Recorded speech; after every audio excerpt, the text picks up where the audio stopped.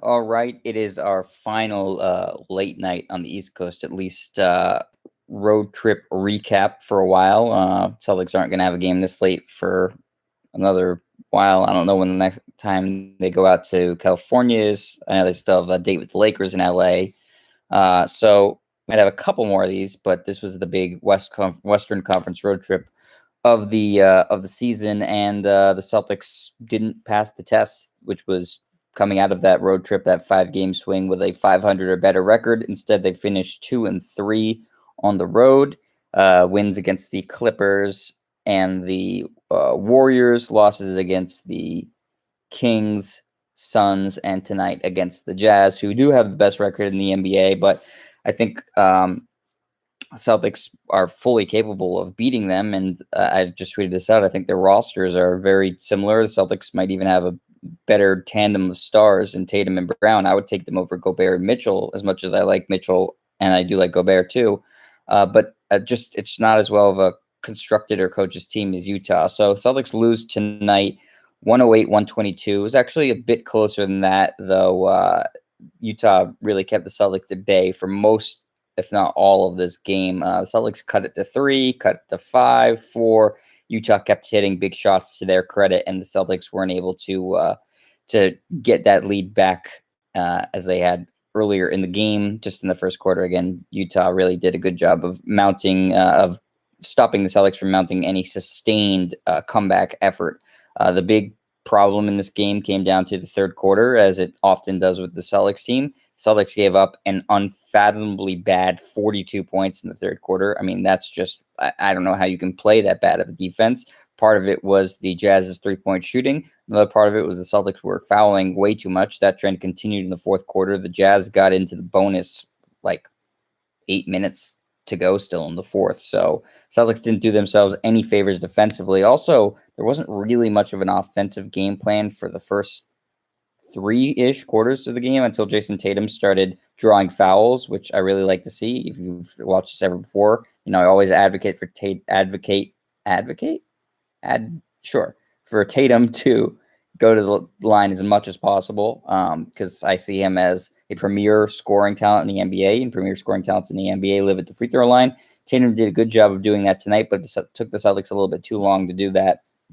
They were sort of content to hope they continued their hot 3-point shooting, which you can never expect to last a whole game. And for some reason, challenging Rudy Gobert in the paint, which is never going to work out. So not a great offensive game plan from the Celtics. Defensively, they didn't do a good enough job running good 3-point shooters off the line, especially in the corners, as Bogdanovich and Ingles cashed in from 3 a lot. So did Jordan Clarkson. Donovan Mitchell hit some crazy shots in this game. There's not a whole lot you can do about that. He's just a premier talent in this league. I tweeted this out. I love Donovan Mitchell. Like, he's one of my absolute favorite players. Him and Damian Lillard are probably my 2 favorite non-Celtics. He just has a great game. He's a great competitor. I don't see how anybody could not like Donovan Mitchell. He's really awesome to watch, and you saw it tonight. I mean, he gave the Celtics the full-on business, and he finished his night with 36 points, which was a game high. A lot of those coming late, but they were in important times, so it wasn't cheap buckets from Donovan Mitchell.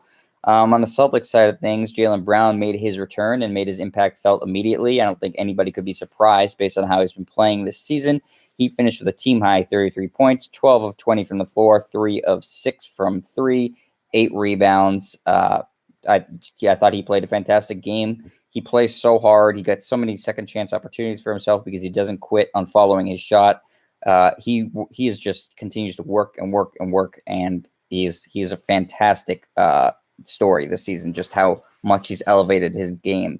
Jason Tatum had a nice game for himself too, 23 points, 8 of 8 from the free throw line. Love to see that. 1 of 4 from 3, 7 of 20 from the floor. So he didn't shoot that great, but not terrible. Came on much stronger in the second half. He was not doing well in the first half. Daniel Tice was a big story of itself. Like 5 of 6 from 3, 15 points tonight. I mean, was just canning threes left and right.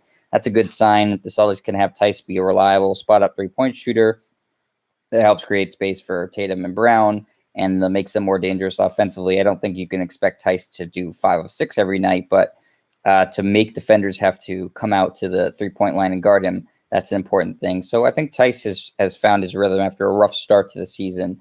The other starters, Tristan Thompson didn't do much tonight. A hard matchup with Gobert, but he didn't really live up to it. 7 points, 5 rebounds, 3 assists, nothing great. Kemba Walker continues to just absolutely stink. And I'm going to talk about this more in a second, but Kemba, 2 of 12 from the floor, 1 of 4 from 3, 7 points, 7 assists.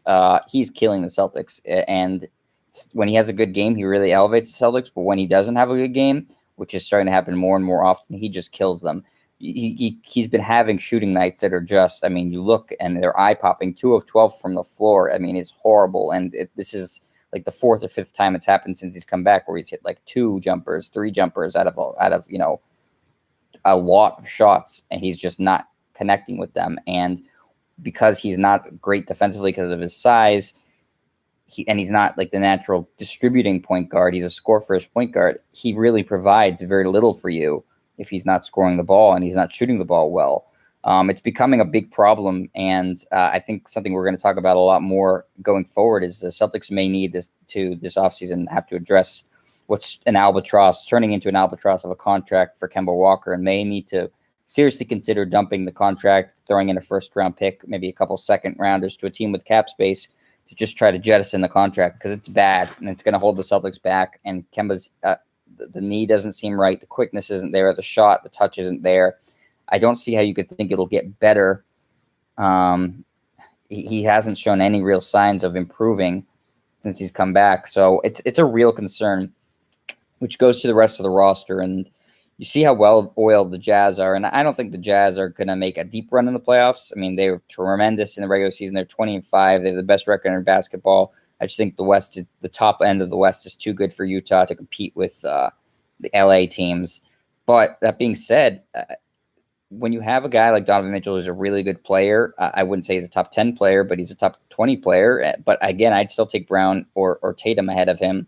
Brown maybe and him are on an equal playing. I think Tatum can, because of his height, can be a better player than Mitchell. And Gobert, who's a really obviously elite defensive player, but not a great offensive player. So why is this team so good? Well, Quinn Snyder's a tremendous coach. I mean, you saw it tonight, and you see how well constructed it is with the shooters around them. And they also, with shooters like Ingles and Bogdanovich can also drive the ball. And then you have players who sort of know their role. Clarkson coming off the bench, he knows what he does is score off the bench. They're not going to ask him to do anything else. He scores off the bench. Favors, play solid defense off the bench. O'Neal, hit threes, play defense. It's just a very well-defined role. They have a set rotation. Everybody knows what they're supposed to do. The Celtics rotation and roles are like, it's a clusterfuck every night. I mean, outside of Tatum and Brown and Smart when he plays, I don't think anybody really has a super defined role night in and night out. I mean, some nights you're asking Daniel Tice to be a scorer. Other nights you're asking him to be a defender. Other nights he's not playing. Grant Williams sometimes gets DNPs. Other nights he starts. Sometimes he comes off the bench and plays 30 minutes like tonight. Sometimes you want to be a scorer. Sometimes you want to be a defender. Sometimes you want to be a facilitator. Jeff Teague has now become like the third-string point guard. Peyton Pritchard started the year as sort of the guy to come in and set the tempo. Now they're asking him to be a spot-up shooter. Robert Williams, sometimes they want him for energy. Sometimes they want him to block shots. Thompson, do they want him for defense? Do they want him to look for his offense? Ojale, same thing. There's just no real defined roles or rotation for this team, and you see it on the court, and that's why they're playing like a 500 team, because the construction of the roster and the management of the roster are bad, and that goes directly to Danny Ainge and Brad Stevens. This is not a well-oiled machine. This is not a well-conceived roster, and Brad Stevens doesn't have a good grasp of what to tell each player to do. And when that happens, you see guys like Tatum and Brown putting out really good games, and then the Celtics lose because they're both legitimate stars, but you can only take a team so far, especially against other good teams like the Jazz or like the Suns or any of these teams they play on their road trip. The Lakers game was a good point too. I mean, Tatum and Brown both played fantastic and they lost.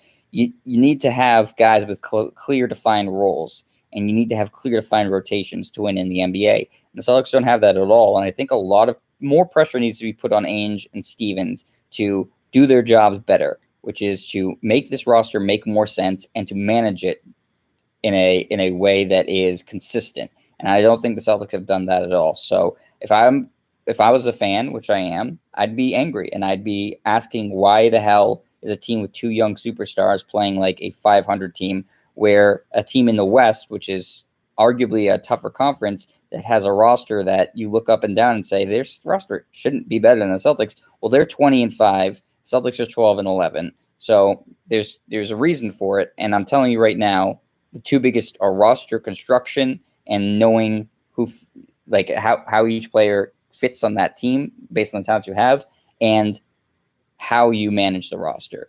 So Celtics need to do something about that. The Kemba Walker thing's down the road. The roster construction thing you can address before the trade deadline a little bit, and Stevens needs to pick a rotation, go with it. Make sure each player knows what their role is. Because right now it's just, like I said, kind of a clusterfuck. And the Celtics really, really need to pick it up. They have a homestand here. I know they're playing some decent teams in the homestand. They need to have a good record in that. They need to not be playing like a 500 team. If they want to make any sort of serious run in the East, this is an important homestand for them. They can't play 500 ball. They have to play above 500 ball here. So we'll see what happens. A lot of games in the next few days. I will be here for every one of them. Remember to like or subscribe, comment, tweet at me at JetStryer. Tell your friends, family, pets, neighbors, acquaintances, strangers. I don't care who it is. Just tell them to like and subscribe to the channel. And I will talk to you later. All right, everybody. See ya.